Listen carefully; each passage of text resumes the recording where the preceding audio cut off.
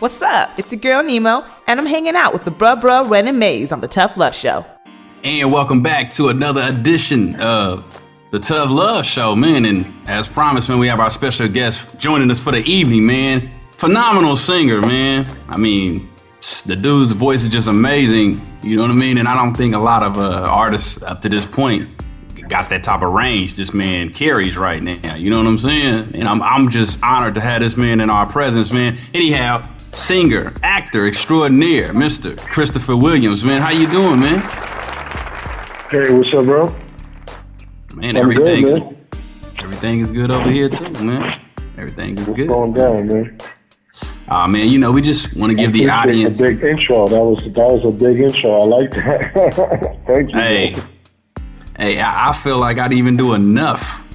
You know what I'm saying? I'm like, I hope he's satisfied and don't jump through this phone on me. Like, man, don't play me down like that. You know my resume. He deserves, you know what I'm saying? So, man, you know. Man, I appreciate you guys, man. Man, let's go ahead and let's give the audience their Christopher Williams fix. Man, let's jump on into it, man. Let's do it. All right, Christopher, man, where do you originate, my brother? I originate from the Bronx, New York City. Bronx, BX. I like it out there, too. Yeah, Bronx, New York, man. Yeah, it's different now from when I grew up, but it's cool, man. Everything transitions. Yeah, but, you know, I mean, obviously you've had an impact on a lot of the new baby boomers in the industry right now who starting to get some shine. Like, what do you feel about, like, some of today's singing, man? Like, I know you've had an influence on it, so what do you think? What do you think, man, of... I think it's hot. I think it's prosperous. I think it's growing. I mean, you know, in every genre of music, in every decade, I think you have, you know, what's hot and organic, and you have people who are just trying to, you know, get hit records and make certain things. But we got a lot of young, really cool artists. I really, you know, across the board. Like, you know, we got Bruno Mars and Chris Brown and Miguel and Trey Songz. We got, you know, we got a lot of cool. We got, you know, The Weeknd and a whole lot of different plethora of sounds and music, which is their expression for this time, and that's cool. The more important thing is that I'm seeing our era continuing also and infusing new sounds with the melodies. You know, we still got Joe, we got Music Soul Child, we got Kim, we got Maxwell, we even got Uncle Charlie and Elder Barr still thriving and doing their thing, Anthony Hamilton. And a lot of ladies who are doing their thing, Jill Scott and people like that. So music is alive, man. It's just across the board. You just have to be tuned into it and love it. And if you do, you know that it's growing. You know, there's more to come. You know, Raphael Sadiq is still doing his thing. He's transformed from Sony's, and you know, Johnny Gill has a new record on the radio. My boy Yvonne is doing good. So it's really good to see. And we still have Kells doing his thing, and I'm sure he'll be back with some new stuff very soon. I really feel like music is alive. I agree, man. And you said one thing that resonates with me, and I agree with that, man. That there is room enough.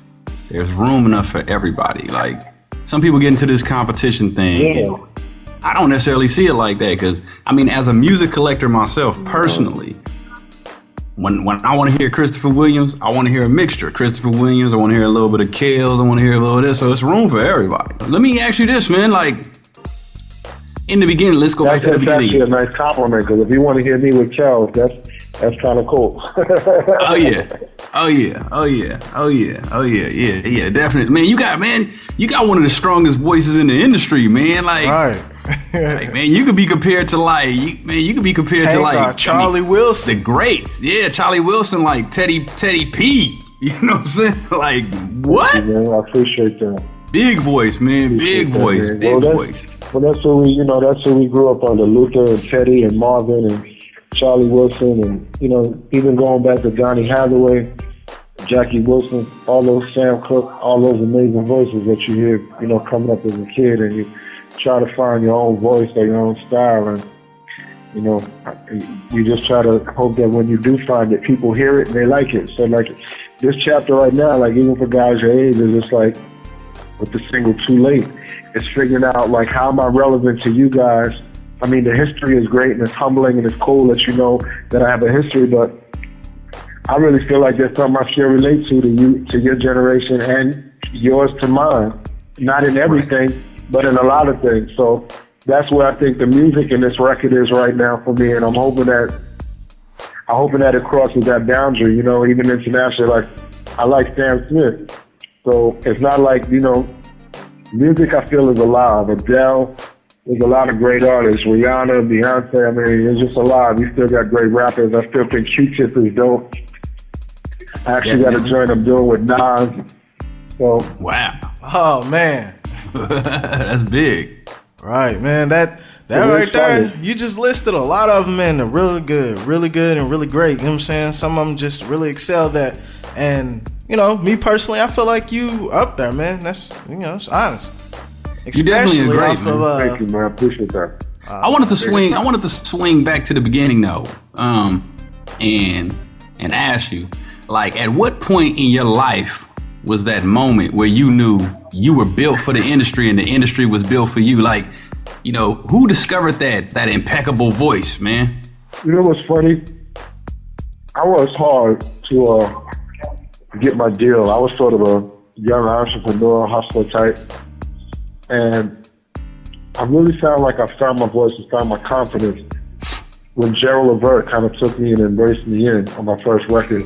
We had a BRA convention. And I met a lot of artists, man, but Gerald was just special for me because I figured he would see me as, you know, competition and, you know, always a light-skinned, dark-skinned thing. I was younger than him a little bit. You know, he was Gerald Levert, and his dad being Eddie Levert. The man, we clicked.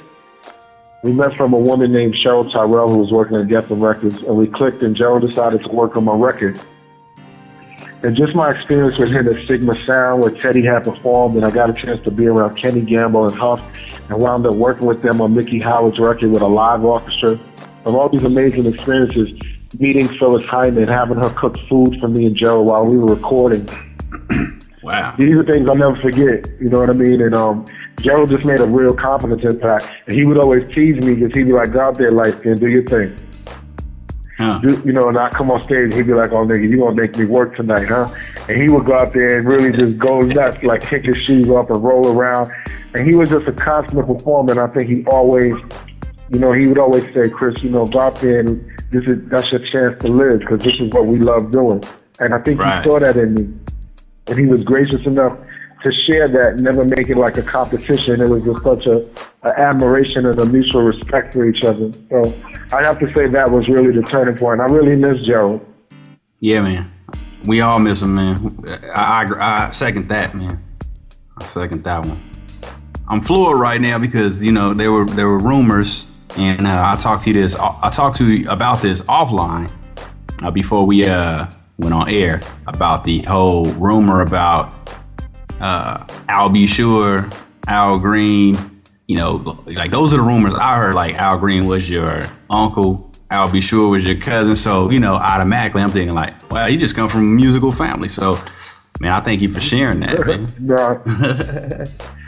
But definitely came from a musical era because the 90s was amazing, man. Like I was there when Al B got his deal. And Al B was a dear friend of mine. You know, I remember listening to Night and Day come out on the radio and just seeing the excitement in his face. And then watching him, I sat next to him when he won the Sony Innovator Award and experienced him, you know, hooking up with Quincy Jones. So those were other moments too, man, but because I was a part of that Uptown thing. I could have signed the Uptown on my first record, but honestly, I went with Geffen because I felt like Al B. Sure was at Uptown and they already had something that was similar to me. But, you know, it was all good, man. We both had to go our own separate ways. But Al Green being my uncle would have been great, but he wasn't. But I was fortunate to have an aunt. I mean, because Al Green was there. I was fortunate enough to have an aunt who was Ella Fitzgerald, so she's a great jazz legend, and you know. Oh yeah. And you know what? That man, just from a whole other place and time. Like another legend. I mean, she definitely is a legend. So I think that's probably where that came from, and maybe somebody got the names mixed up. You know, they was like, Ella, Al. I don't know how they did it, but you know, I don't know what that's how that good. evolved. Great. Yeah. Either one, huh? He said, I'll take it. I take it. That's what's up. But what we're gonna do right now, we're gonna stop for a minute, you know what I'm saying? Take a pause for the calls, let these commercials do their thing, and we're gonna come back with some more Christopher Williams right here on the Tough Love Show. Maze. Bruh, Rain.